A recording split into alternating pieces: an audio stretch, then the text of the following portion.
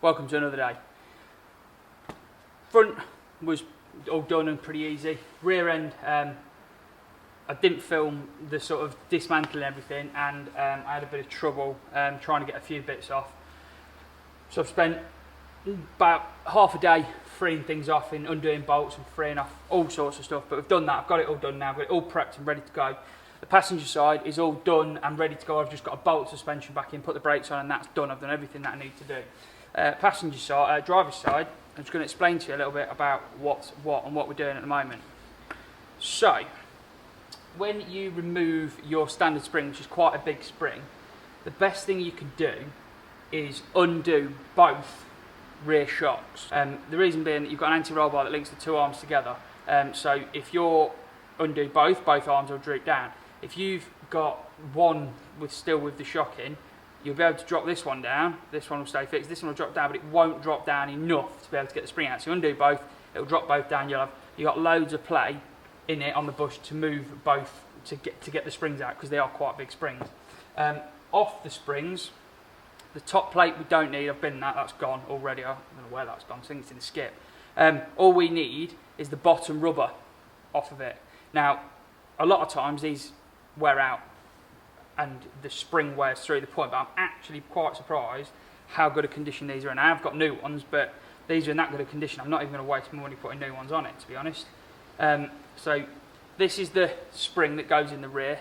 This rubber piece off of the lower arm of the arm goes on the bottom of the spring there. And then the coilover kit has got this on the back, which is a threaded adjuster, so you can adjust the height. Now, that is probably 20 odd mil thick. I don't want to use that, so I've got from Transport HQ these, which are an adjust delete. So this is a piece of, it's made by Powerflex, so it's a piece of nylon, or I don't really know what it is, polyurethane, that they fabricate that fits in there instead of having your adjuster in. And what this does is it just stops the metal of the spring touching the metal of the van, and you're getting vibrations through it, so it just dampens between the arm and the chassis. So I'm not sure how low this is going to sit with these adjuster deletes in. It's been many years since I fitted a set of these coilovers to a van. So hopefully, with the mods we've done to the front, this will make the back and the front sit somewhere near level. There's a few modifications we've got to go to the rear end though. One modification you want to do, really, probably, don't matter how low you go in, I'd say, for now, is you want to relocate this.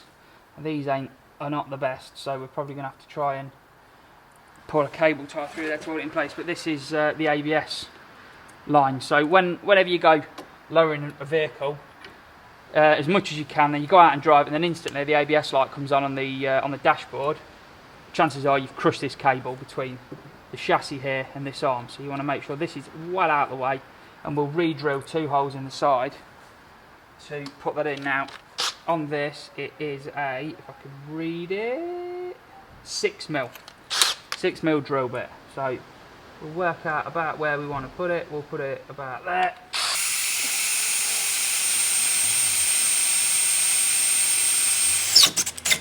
It's cast so it's nice and soft. I'll just try and push that back in there, even though this is absolutely mullered. Hopefully it'll still hold. Might try and order some new clips actually off eBay. For what they are, they're not going to be a lot of money, and it'll be doing the right thing. But for now, that one's in there. And then this one will drill here.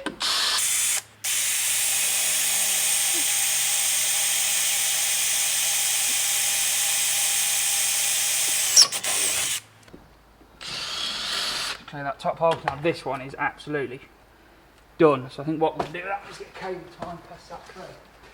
So we'll try and feed, so let's put a bend in the end of it, try and feed it through the holes.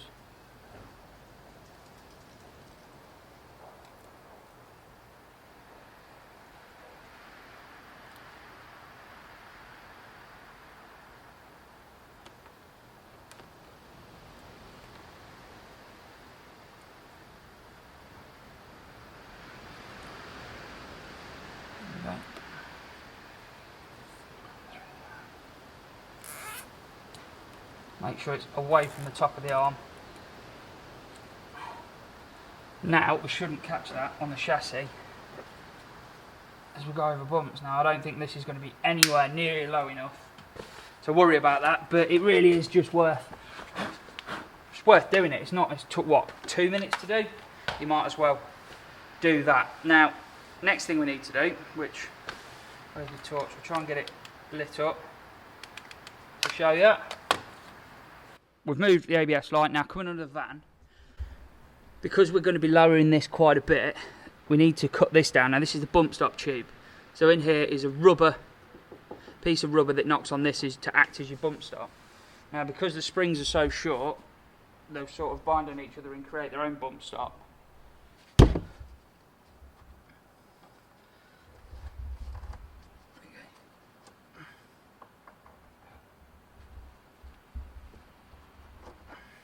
So we'll pop that out. So there's your bump stop.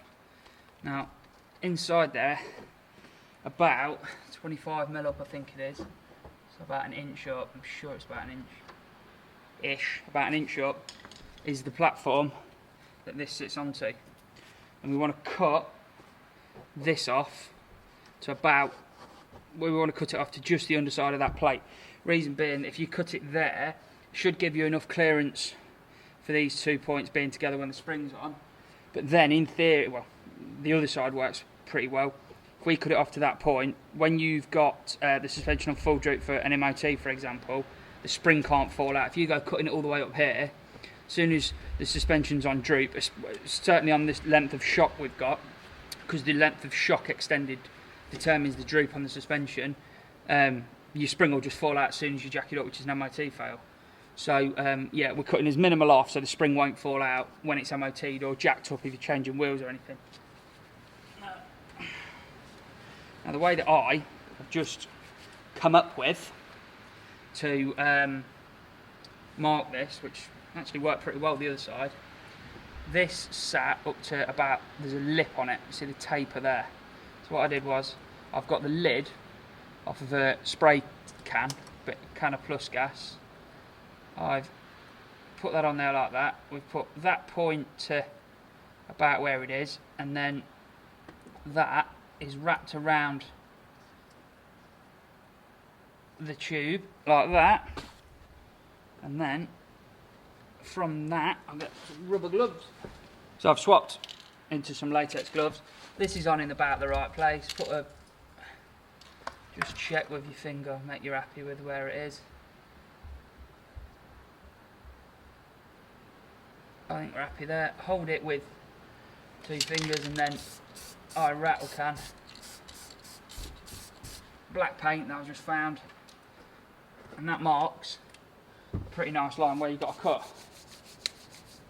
Because when you get under there, and I'm using a welding mask with a grind function on, like an auto dim welding mask, with the mask on on the grind setting for the screen, it's a bit of a pain to see what you're doing. Now, I'm not going to put the camera under there because I don't want to get sparks all over it and wreck it. But I'll put a time-lapse camera on out here and sort of from a distance and get this cut out, and then we'll move on to the next step.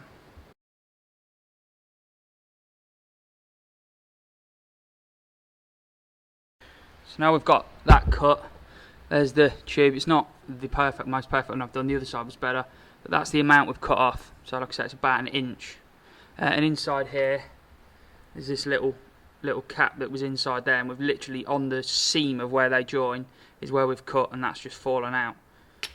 So inside it's all wax oiled and sealed and everything, but the edge is obviously not, and it's now metal. So we've just chucked a little bit of paint on that, on both sides, and then really we can start chucking this back end back together.